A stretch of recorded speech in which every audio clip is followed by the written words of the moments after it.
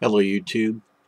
This is going to be a video which gives evidence that there are the powers that be that are building a dossier on every one of us. Okay. This is an article that was found at foxnews.com. It was dated November 19th, 2011, and it's entitled Fighting Crime with Digital DNA. Now, I realize that this article is a couple of weeks old, as another article was this morning. It was a little old, and you might be asking, well, why are you talking about that now? Well, this is the first time that I've seen this information. I wasn't aware that this information was out there, and I wasn't sure if you were aware of it either. But I think that these things we need to be aware of, and so that's why I'm doing this. So I will go ahead and read this article now. Fighting Crime with Digital DNA. DNA evidence is widely accepted in courtrooms, and now so is our digital DNA. Those trace zeros and ones we leave behind on computer systems, in our smartphones, beneath the hoods of our cars, and more. That's right, because they place those little black boxes that have GPS systems in them. Digital evidence is the new DNA. Ira Victor, a forensic analyst with Data Clone Labs and a member of the High Tech Crime Investigators Association, told Fox News. Last week, the Supreme Court took a first stab at addressing how such evidence can be used, hearing arguments from the Justice Department defending the use of GPS devices planted on suspects' vehicles. But that's just one aspect of a growing body of data.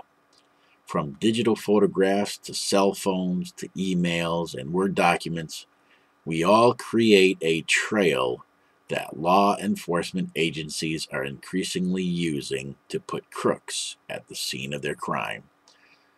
That's what I mean by a Daw-See-A. It's a digital trail so they know what you're doing all the time. Heck, even the Doobie Brothers are doing it. Jeff Skunk Baxter, a founding member of Steely Dan and a current member of the Doobie Brothers, is also a contractor for a number of U.S. government agencies and an advisor on terrorism, cyber warfare, and forensic analysis. I want your help, Baxter told attendees at the Parabens Forensic Innovations Conference, or PFIC, a leading conference on digital investigations in Utah that wrapped up November 9th. It called for the increased use of digital forensics in courtrooms and cases. You see, so that concert that you're going to may be put on by people that are actually working for the U.S. government. But with increasing prevalence comes an increasing risk of abuse. The Electronic Privacy Information Center told the Supreme Court last week that information from GPS devices could easily be abused. The proliferation of GPS tracking technology creates detailed travel profiles of American citizens, the group wrote. Law enforcement access to such information raises the specter of mass pervasive surveillance. Victor agrees. Attorneys are very good at taking digital evidence out of context and then convincing a jury of the guilt of someone based on it, he said. And of course, with the passing of Senate Bill 1867, we don't have to worry about them presenting evidence at all. They could just accuse you of doing something, round you up, throw you into prison someplace for the rest of your life without you ever having the opportunity for trial. Back to the article. In 2002, Jack was sent to jail after police found pornographic images on his home computer. Security experts later told Wired News that the digital data had been mishandled. They suggested it could have been put on his computer remotely through what's called a browser hijacker, a malicious bit of software that changes browser settings and can easily be built to store data on a PC. Well, my question is this. Why go after somebody that has pornography on their computer systems? Why not go after those sick people that are putting pornography on the internet in the first place? Gee, there's a novel idea. As with DNA evidence, it can be hard to derive it can be hard to derive intent when examining a piece of digital evidence, explained Sergeant Kevin Stenger, computer crime supervisor with the Orange County Sheriff's Office in Orlando, Florida. Exactly how did a criminal use a smartphone in the commission of a robbery, if at all? Stenger told Fox News he was he using it to look up an address, to take pictures of the potential robbery site? Was he using it to text message another member of his crew? Did he use it when the robbery was in progress? But when properly used, GPS data, cell phone records, and even metadata from digital phones are admissible in a court of law. And digital DNA is everywhere. Frequent shopper cards, easy pass toll technologies, smartphones, and more. So, can all that gear testify against you? It comes down to a question of reasonable use, said Andrew Hildebrand, Associate Dean of DeVry University's College of Business and Management and an expert in computer forensics. What is public? Where is the expectation of privacy coming in? Hildebrand told Fox News. The digital devices we carry create an unprecedented array of information about us, he noted, and rules are only now being created. And I guarantee you the rules will be made to benefit those that are looking to come to your door and take you away. We are in a new era of technology, he said. Where are the limits for that within the bounds of the Constitution? Hasn't anybody told this guy that the Constitution really, I don't know where it went. Maybe it's buried under a stack of papers on somebody's desk. A growing number of classes around the country aim to probe these issues, training a new generation of detectives. The University of Central Florida, for example, created an interdisciplinary program in 2008 to offer a Master of Science in Digital Forensics.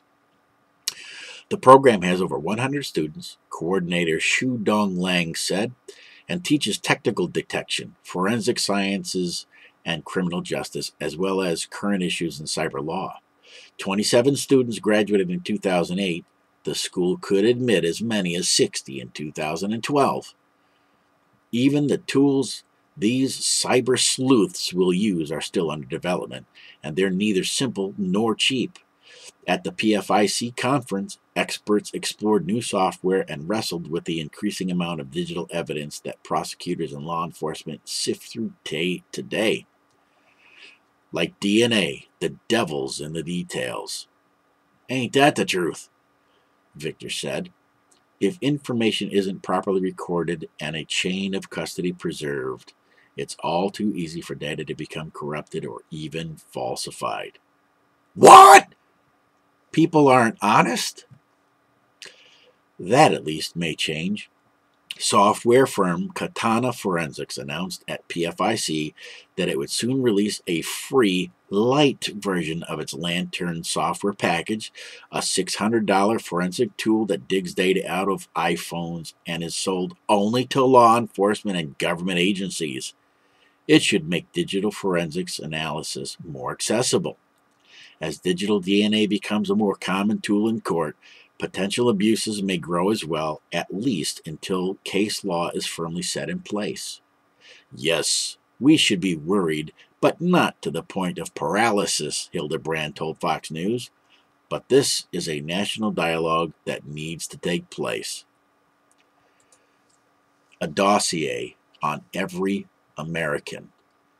Anytime that you use the internet, your cell phone, your bank card, a credit card, a store's rewards program card, Sam's Club card, Costco card. Anytime you use any form of digital uh, material. It's all being attached to your personal dossier. Right now, the only thing that you could do is, as far as purchasing things, is use cash. But then, for all I know, they, excuse me, they may have created something to attach to every single uh, bill, monetary bill that we use for purchasing, so that they could track that as well. Who knows? Technology is increasing all the time, and they will find a way to close all of the loopholes. They're watching you. They're watching me. They may be watching this. When you go into your chat rooms online, you go and you view certain movies, you go to certain websites, you listen to certain preachers. All of this is being entered into your dossier so that the powers that be can make an assessment on whether or not you are a threat to their survival, to their way of conducting daily business. I think that when they came up with this mandated switch from analog to digital signal, I think that uh, it was for maybe a couple of reasons. One, because with HD signal, they can send multiple streams of information through that picture tube. And so while you're watching your favorite TV program, they're pumping information on a subliminal level that you're not even aware of. They could be programming you every time you turn your TV on. And I've also seen things where it shows that they have a way to remotely control the television, in that they're able to record what you're saying in the room that you're watching your TV. They're able to actually view through your television set what you're doing. So you might want to be careful in what you're doing. You think you have privacy, but I'm not so sure anymore. All these cameras that sit on these stop lights and all that type of stuff that are popping up all over the place. You know, we know that over in Europe they've got just tens of thousands of surveillance cameras all over the place. And I got to say that the United States is trying its best to catch up, because I see them all over here, all over the city that I'm at. They're popping up all over the place. So, and I believe that the state of Ohio is now using iris scan technology when they are doing your driver's license. When I went to get my driver's license taken just recently, they made sure that I sat facing the camera with my eyes open. So, you know, it's here. They're tracking your every move.